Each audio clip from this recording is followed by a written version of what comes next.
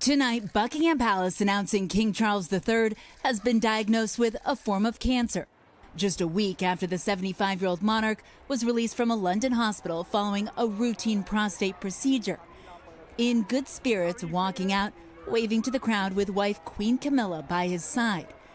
In the statement released tonight, the palace not saying what kind of cancer it is, only revealing that during the king's recent hospital procedure for benign prostate enlargement, a separate issue of concern was noted. Subsequent diagnostic tests have identified a form of cancer.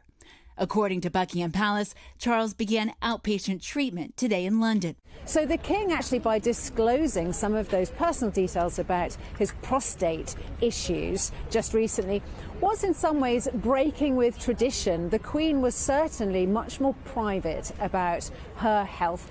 The palace confirms he shared his diagnosis personally with sons Harry and William, and a source close to Harry and Meghan tells NBC News Harry will travel to the UK to visit his father in coming days. Charles, who's been king for just 18 months, was last seen out at church yesterday, and Buckingham Palace says he will continue to undertake state business and official paperwork and will postpone upcoming events. I think we will expect to see certainly William do more duties over the next couple of months, which will be difficult for him. According to the palace, Queen Camilla will continue with a full schedule of royal duties.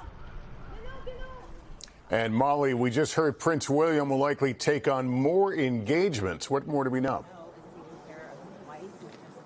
Lester, that's exactly right. We learned today that Prince William will return to the public eye this week for the first time since his wife Kate, Princess of Wales, had abdominal surgery.